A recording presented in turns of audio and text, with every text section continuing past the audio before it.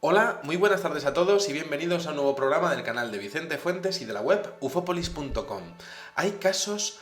irresueltos en la casuística de fenómenos paranormales dentro de lo que son los archivos policiales que desde luego son fascinantes y que de alguna manera nos plantea que la vida que vivimos, que lo que vemos no es una visión completa, no es realmente todo lo que existe. Vamos a hablar en este videoprograma de un expediente X fascinante y desde luego desconcertante, la muerte de Estefanía Gutiérrez Lázaro, ocurrida en 1990 en el barrio de Vallecas, en Madrid, en España. Todo comienza en marzo de 1990 cuando Estefanía está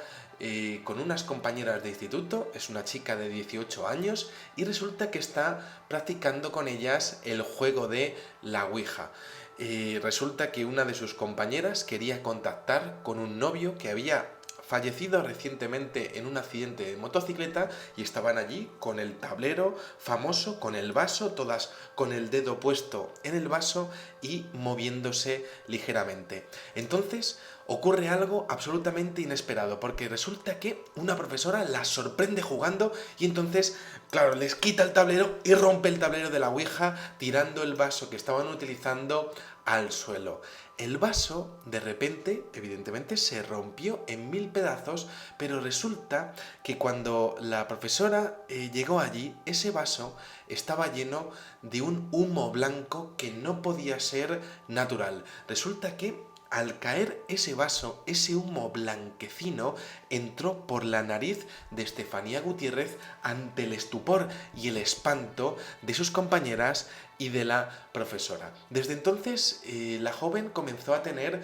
convulsiones pues bastante fuertes, tenía estados alterados de conciencia y de hecho afirmaba a su familia, a sus compañeras, que en su clase, en su casa, cuando estaba sola en diferentes sitios como podía ser la sala de estar, incluso el ascensor, decía que veía figuras a su alrededor que la llamaban por su nombre. ¿Acaso había perdido los estribos aquella chica? ¿Se había quedado quizá traumatizada por aquella experiencia? Estas figuras, decía Estefanía, que eran muy altas, muy delgadas, casi famélicas, y que además estaban dándose la mano mientras que la decían que fuera con ellas, le decían ven con nosotros. Ella se pensaba prácticamente que se estaba volviendo loca, pero resulta que la familia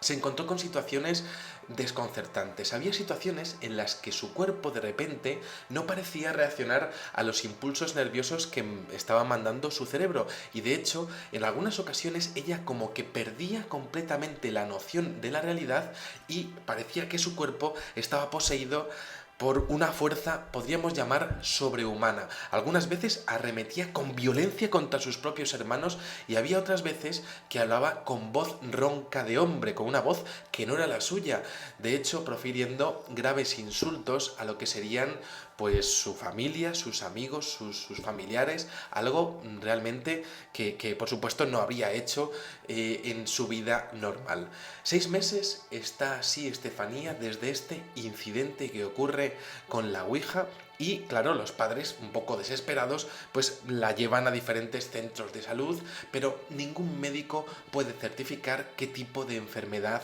padece. Resulta que el día 14 de agosto de 1991, esta chica está muy mal, tiene unas crisis de ansiedad, muchas convulsiones,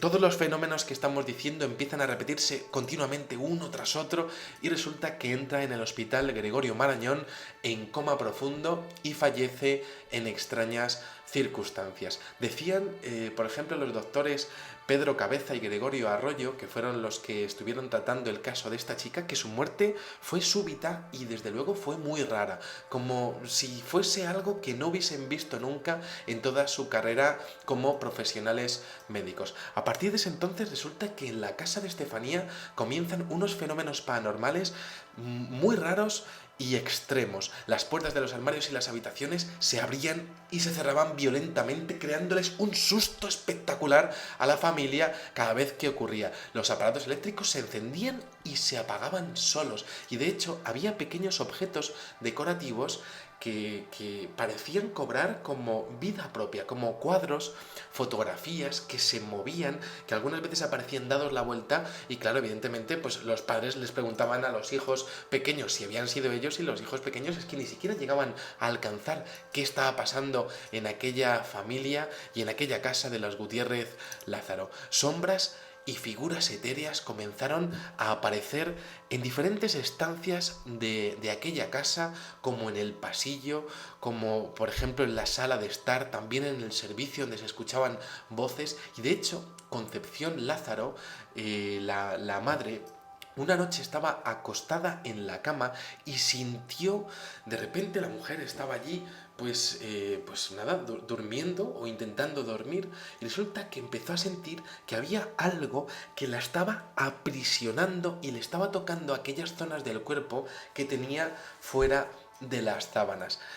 Claro, ella pues veía que alguien la estaba tocando los pies, le estaba quitando los pies y la estaba tocando las manos. Ella estaba medio dormida y claro, decía que era una presencia como si fuese una mano que la estuviese tocando. Se pensó que podría ser pues prácticamente el alma de su hija Estefanía, pero sin embargo de inmediato comenzó a sentir una inquietud tremenda, ningún tipo de confort, ningún tipo de recuerdo amable de ese tipo de situaciones y claro, pues se pensaba que también estaba perdiendo la cordura. La situación se volvió tan desesperada que incluso llegaron a instalar alarmas de movimiento en diferentes estancias de la casa que no paraban de saltar continuamente. Pero es que resulta que hubo una de esas alarmas que las pusieron en el pasillo y una de esas noches de agosto de 1991, esto se llegó a alargar con el tiempo, saltó. Pero es que resulta que ya estamos en septiembre, en octubre, en noviembre, una noche fría de noviembre, resulta que la alarma vuelve a sonar después de varios incidentes de este tipo y la familia sale corriendo al pasillo pero no encuentra nada ni nadie. Pero resulta que en una de las habitaciones en donde dormían dos de las hermanas de Estefanía, en una litera pegada a la pared, resulta que escuchan un sonido peculiar que las despierta poco después cuando la familia ya se ha vuelto a la cama. Y resulta que las hermanas de Estefanía describen la visión de una figura, una sombra negra que estaba en el suelo, que estaba como rectando, es decir, como si estuviese arrastrando y que estaba entrando poco a poco en la habitación. No sabían lo que era, no veían bien las facciones, parecía que tenía una cabeza, un cuerpo como de salamandra, completamente negro, y claro, empezaron a gritar y el padre, pues claro, llegó allí, pero no pudieron ver nada. Pero las niñas vieron perfectamente aquella figura después de que aquella alarma se hubiese disparado en aquel pasillo de aquella casa de Vallecas en ese año 1991. La agresividad de la fenomenología llegó hasta el punto de que una de las fotografías de Estefanía comenzó a arder, quedando intacto el marco y el cristal que la estaban sujetando. Esto es muy curioso porque resulta que esa fotografía la tenía la mamá de Estefanía encima de un cubrerradiador de mármol de lo que sería pues el salón, y cuando ella fue a recoger la fotografía miró hacia el suelo y se encontró con que la foto estaba quemada pero por dentro del cristal. Era la foto de su hija y claro, pues ese hecho ya les dejó absolutamente estupefactos. Y entonces la madrugada del 27 de noviembre de 1992, después de mucho tiempo así, un año entero lleno de sobresaltos, la comisaría de Vallecas Moratalaz recibe una llamada absolutamente sorprendente, y es que en la calle Luis Marín número 8, donde estaba la casa de los Gutiérrez Lázaro, se estaban produciendo otra vez una serie de fenómenos absolutamente impresionantes. Y es que según el testimonio del padre de familia, los cuadros y los crucifijos de la casa estaban dando vueltas y en mitad del pasillo habían visto una figura alta y sin pelo que estaba allí aguardándoles. Claro, ellos no podían hacer otra cosa nada más que esperar en el salón completamente muertos de miedo a que aquella figura se fuera de lo que sería ese pasillo, pero no se iba, estaba allí aguardándoles, esperándoles. Hasta allí se desplazaron 2 coches patrulla de la Policía Nacional y el inspector jefe José Negri, que de hecho dio fe de uno de los expedientes X más impresionantes del mundo, porque resulta que estando los 6 policías en el salón junto con la familia, se quedaron completamente atónitos al ver como una de las puertas del mueble bar se abrió de repente y comenzó a oscilar con fuerza durante varios segundos. Se abría y se cerraba sin parar. Y entonces, claro, 4 de los 6 policías no pudieron aguantar la tensión, decidieron marcharse y quedarse en el portal del inmueble. Y mientras tanto, uno de los policías se quedó en el comedor junto a Concepción Lázaro, el inspector José Negri y Máximo Gutiérrez, el papá, entrando todos ellos en la habitación de la hija de este. Al parecer, algo había pasado porque algo había arrancado la cruz de madera que estaba en la habitación de Estefanía y que de hecho había como 3 arañazos en el póster que estaba colgado junto al crucifijo y claro, era algo que no podían explicarse. ¿Quién había arañado aquello? No podía ser ningún miembro de la familia, no estaban allí y la policía, claro, evidentemente pudo dar fe y de hecho levantó acta de este tipo de fenómenos. Por otro lado, la habitación tenía salida a una terraza y mientras estaban revisando la habitación escucharon un inmenso estruendo en la terraza y entonces al salir corriendo no oyeron absolutamente a nada ni a nadie. Pero Máximo le contó en ese momento al inspector que estando un día con su hijo charlando en esa misma habitación de la hija, una fuerza extraña de repente lanzó a su hijo de un lado a otro de esta y quedó muy cerca de donde había surgido ese extrañísimo estruendo en la terraza de la habitación de Estefanía. Por otro lado, pudieron comprobar algo absolutamente espectacular y es que resulta que el mantel que tenía la mesita en la que estaba el teléfono donde habían llamado a la policía, aparecieron una serie de manchas marrones como si fuesen babas, que esto de hecho aparece en lo que sería la fantasmogénesis en muchísimos casos en el mundo y esto pues también fue comprobado por los policías. También el inspector Negri inspeccionó el baño y también pudo escuchar todos los fenómenos de voces, una bajada de temperatura repentina y una fuerza extraña, una presencia que es lo que ellos llegaron a notar y eran policías nacionales que desde luego no están para tonterías ni por supuesto para perder el tiempo. Y entonces ellos dijeron que tenían tantísimo miedo que de hecho llegaron a ver que había muebles porque la familia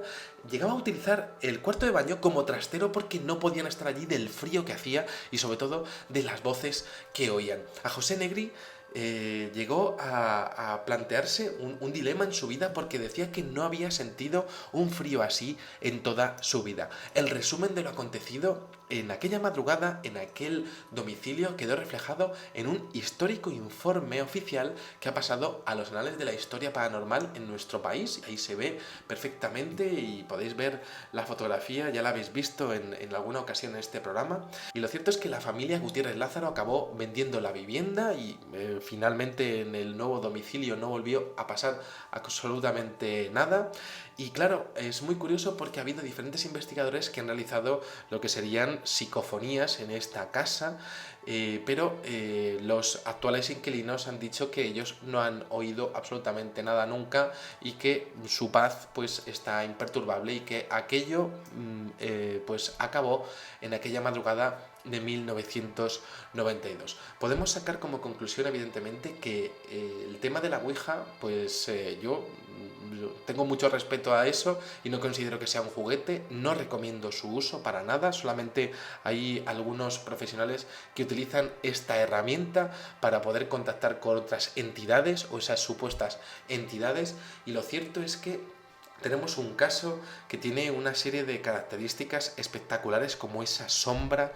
que está aguardando en el pasillo, esa figura reptante negra rarísima, son como visitantes de dormitorio, pero estamos hablando de una casuística extrema que llega a alterar el clima de una habitación, que llega a presentarse en nuestra realidad haciendo saltar las alarmas de movimiento en un pasillo y en varias habitaciones. Estamos hablando de ese momento en donde ese humo blanco se estaba generando dentro de un vaso ante diferentes testigos y ese humo se introduce en la nariz de Estefanía, que luego muere en extrañísimas circunstancias como si estuviese prácticamente poseída. Estamos hablando de un tema que realmente pues no es fácil de hablar porque todo esto suena muy fantástico, pero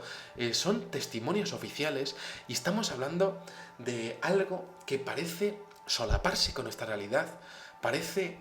que nuestra realidad está habitada por ese tipo de criaturas que a veces encuentran resquicios para introducirse en nuestra existencia, para tocar con sus propias manos o sus propias garras que llegan a arañar pósters en sus habitaciones, en las habitaciones de los testigos, pues alterar finalmente nuestras vidas. Quizá existe un mundo que no conocemos, que no podemos ver, pero que está ahí esperando a aparecer, a perturbar nuestras vidas y quizá a introducirse dentro de nuestros cuerpos. Aquí os dejo este caso Vallecas, que a mí me ha parecido espectacular narrarlo, me ha parecido siempre uno de los casos más viscerales, que más miedo me han dado en mi vida y que desde luego más me han hecho pensar. Y nada, pues os espero en el siguiente videoprograma, espero que hayáis disfrutado un pequeño rato de miedo, pero al final, bueno, pues aquí seguimos y tenemos que seguir avanzando en nuestras vidas, aunque ese mundo parece que está ahí mirándonos. Nada más, muchísimas gracias y como digo siempre, salud y suerte. Adiós.